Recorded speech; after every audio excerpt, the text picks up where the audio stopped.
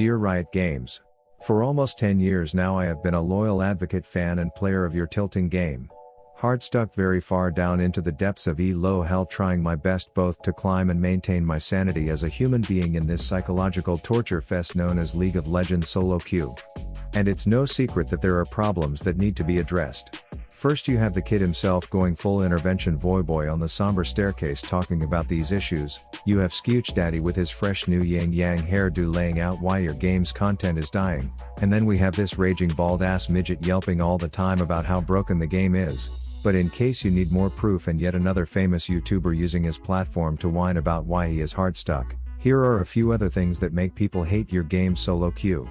When you have a player who decides he's going to AFK before the game even begins because your jungler locked in Mordekaiser, which plot twist, resulted in the struggle of a century just to do simple jungler things like take Scuttle Crab while constantly maintaining a 4-level deficit behind the enemy jungler.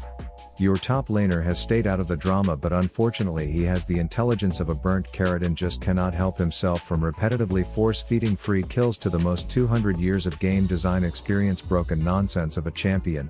Oh, and your support is a jinx. Your mid stays true to his promise of being a douche canoe by actually leaving. And the entire game you have to listen to the enemy team whining that you are sweating, just for actually trying to win the game. You may think these are just a few irregular occurrences in solo queue that you have to deal with once every couple of days, but everything I just listed all happened in the same damn game. So if you are excited to see how I cope with this toxic piss bit of a game and are curious if I was able to defy all the odds and pull off the thick W for the boys in this one, please slap that like button and subscribe for more. Alright, so full transparency, my Jinx support was actually my duo, but I promise that everything else about the intro was straight out of the Riot Games solo queue torture handbook, including this walking power plant of a mid laner being a certified dickwad by threatening to AFK before the game even starts and then out-douching himself by adding that he will be returning at 15 minutes just to waste more of our time. You have it in chat logs. Riot, the ball is literally in your freaking court. Now before you knock this double ADC life bot lane, I will have you know that we were 6-0 leading up to this game running double sickle ADCs down here. And to foreshadow its power, you see the flamboyant goat boy dive into headbutt my asshole early only for my rocket power sidekick chick to illustrate that 2 right clickers is greater than 1 and we poke the piggies back into hiding. But do not fear, quiet feeding kangaroo Kled is here, as he deems tying a rope to Dunkmaster douche tits will do anything more than pulling out one of his teeth in exchange for getting spin to wind and chunked. Then even his kangaroo knows that going back in is a dumbass idea, so it says peace, I am outie, as the defenseless little top-hatted rodent whiffs a shot and then decides that overextending with 20% health against a Darius with both sums is not completely ill-advised, which results in some awkward bush fondling and ultimately a fat paycheck for the OP'er of the two. And this early display of incompetence has my Mordekaiser jungler offering to pretend like he will remedy this situation, only to get threatened to come mid instead by Toxic Tommy, the poster child of why people hate solo queue in this game. Back to bot, and considering our jungler is still working on clearing his third camp, while our top has his tit out of his shirt trying to get Darius to latch on so he can proceed to feed him, and our mid is talking about AFKing more than actually playing, it's only logical for their jungler to come bot and I witness a quick somersault staple the sugar snorter to the wall combo. But luckily the lasers I strapped to this statue before the game come in handy, as the goat and the gold hard stuck Gosu hit a quick greed then feed sequence and I take a double before backing off, because hanging in bushes with the buff kitty are not so welcoming for AD carries. Checking in on our jungler, and he has now successfully cleared 4 total camps and it's only 7 minutes into the game. Kudos for him, give this man a round of applause please. But unfortunately his eyeballs aren't functioning correctly as he starts fighting a camp right in front of the sickle slut, which results in shurikens being hurled, flashes being burned and giant maced morons being murdered by champions instead of the jungle camp that probably would have killed him instead. And not a minute later he is hard at work again playing for the other team while wearing ours' uniform, and this baits Toxic Tommy into the mix, which prompts the dash smoky donut combo, and as Akali uses her second of a seemingly endless number of dashes to chase through red buff, which big surprise our jungler hasn't cleared. The kitty catches up and purple pissy pants fails to understand how the tantrum tomato works, which results in his first death, which, you guessed it, leads to Chatty Cathy packing more wine than Napa Valley, and sure enough our Mordekaiser still somehow finds a way to get caught out and die after all of that. But for all his faults, You have to give that scum of the earth credit for being a man of his word. 1 death and he did indeed AFK, which prompted an emergency shift in strategy for me and Highs. Sell the sickles and solo lane mid/bot to play the ranked solo queue mini game known as Salvage the Shitfest. That said, we can't forget why they got caught out in the first place. Because Mord had to kill Scuttle Crab to prove to us all that he can indeed jungle, as he once again decides to take on this enormous feat of killing this seemingly unkillable crab, as the one jungler in this game comes in just to say thanks for the leash and then emotes a few times to signal that level 9s typically beat level 5s before sending the child back to bed yet again.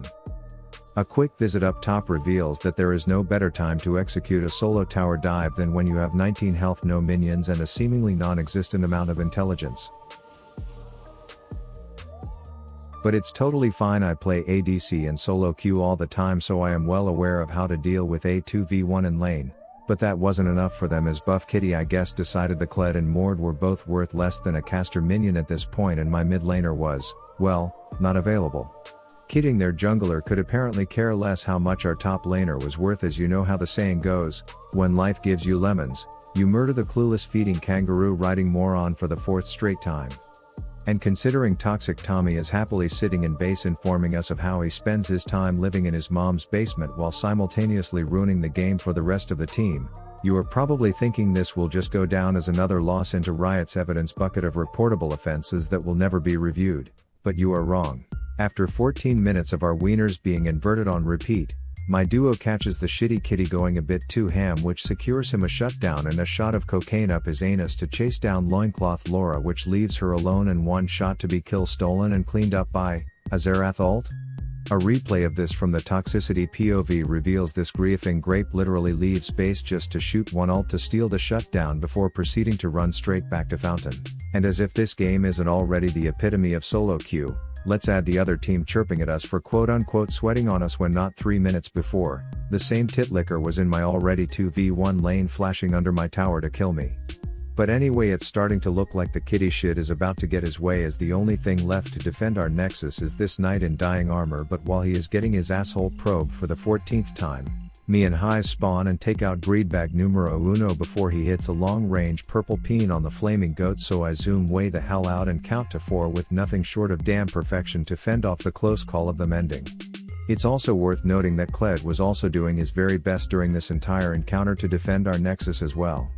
So at this point I make the boldest prediction of 2020 thus far, that me and Highs are going to defy the forces of solo queue nature by carrying this tilting shitfest of a game. And I put my money where my mouth is by completely whiffing my next skill shot. But Highs makes Gosu tired and I cast Healing Wave before rightfully right-clicking to steal the credit for all of his hard work for the shutdown. Then I decide to go full-fledged psychology negotiation tactics with Toxic Tit Lips by kindly informing him that the red light is on my camera and that a large quantity of his peers will be seeing this behavior. And my stun has seemed to work on the child, as I have provoked him out of fountain for the first time. And his first grape gunner lines me up a purple peen to seatbelt miss spinning sickles and ultimately put me on a rampage. This is followed by me zooming out just in time to put a stop to the careless kangaroo getting euthanized for the 600th time, and then I inform the goat that 4 gets all the hype but number 2 stings a bit as well. This prompts Toxic Tommy to try and justify his bannable actions as somehow being noble because he is just trying to punish our dumb jungler, as if I am just going to roll over and accept that argument, as if it isn't putting my ween into the meat grinder as well here. But Rav Daddy has work to do, and by work to do I mean blindly chasing into the jungle only to get goat trampolined as Heisman puts the thick D in KDA Akali and we coordinate a quick gang bang on Mr. Tomness. Turns out Firecracker Gosu saw the entire double homicide, and I can't have that on my record when I run for president, so we chase the witness down and I land a clutch thin beam before zooming out purely for a better view of the kill and nothing else. This leaves just 2 of them left, as the eyeball notification above our heads indicates the fed feline is in the area, but he takes the 6 gold bait and bush bobs his way into an exhaust trap for us to play a quick game of Shat on the Cat. Then it's just us and Cosmic God King Spin to win shitter as we chase. However, 2 of their scrubs have returned as our jungler still somehow finds a way to die, but I asked Rift Alexa to describe my performance in this comeback and she says that it is nothing short of godlike. A minute later and I guess the kangaroo informed Mordekaiser that he can get caught out and die in half the time it normally takes with the help of a Kled ult, and Morde says sign me up, so he sets a new record for uselessness as the rest of them chase the rooster as me and Highs are stuck dealing with a dashing douche, which goes well until Tumble Tits makes a surprise visit with all kinds of stealthy somersaults taking me down, but this feeds a quick snort of the good stuff to my quote-unquote support. Then we are just clearing out these waves of hooded midget employees, but Ronnie the Rooster Rider shows top and all 9 people in this game know that Kid has yet to find his teleport button, so Dunk Master Dumbshit comes flying in knowing they have a 5v4, but fortunately he only grabs Griefing Gary, so I put a trap down and quietly prepare myself for some crucial counting. We take down the first and I promptly flash the hell away from the bush bouncing Bobcat before tossing DDD Akali some purple drank. Then I zoom out to finish off this masterpiece with a big boy right up that buff kitty's bung hole. This allows us to run up and take inhibitor before they spawn, but King 200 years himself tries to go flanky Frankie as that dashing douche hyper focuses me, but we kite to turn the fight, and my prediction of us carrying this game turns out to be right. So if 5 minutes ago you would have guessed that this doomed game would have turned into a double ADC bot lane somehow carrying this baggage, then bitch you guessed it. Now, to be fully transparent of my feelings toward my teammates in this game, I honestly did not have an issue with Kled. Sure, he fed, but he was quiet and cooperative, and I will never have an issue with someone for having a bad game. Mordekaiser's pick was off meta, sure, and he got way behind, but I can't flame that either. My whole channel is about off meta stuff, and this is a game after all. Play who you want to play. It's worth noting he was super kind in chat all game. You passed to Mordekaiser. Rengar and Vayne. You were annoying and toxic in chat all game. It felt good to beat your ass in the end, but nothing you did was overly offensive or reportable. Pass. Lastly, Xerath. I know Riot most likely hasn't done anything to punish your behavior in this game, so I am hoping that if you, or players similar to you, see this video and the childish antics displayed in this game that have the potential to ruin games that we just proved to be winnable, all just to punish a person that you have never met before and will never meet, that it will force you to be introspective and take up a personal goal of having a more positive attitude and approach to having fun in this game. And finally, to Riot Games. This nonsense happens to tons of players every day who don't have a platform like mine to publicly draw attention to how this is ruining your game and your community. Please devote more resources to developing a solution that can offer automated safeguards that will audit all chat logs. I know you have smart engineers who can use a simple natural language processing Python library. Use them, and pay them well to fix this damn problem. Brush your teeth tonight. Sincerely, Rav.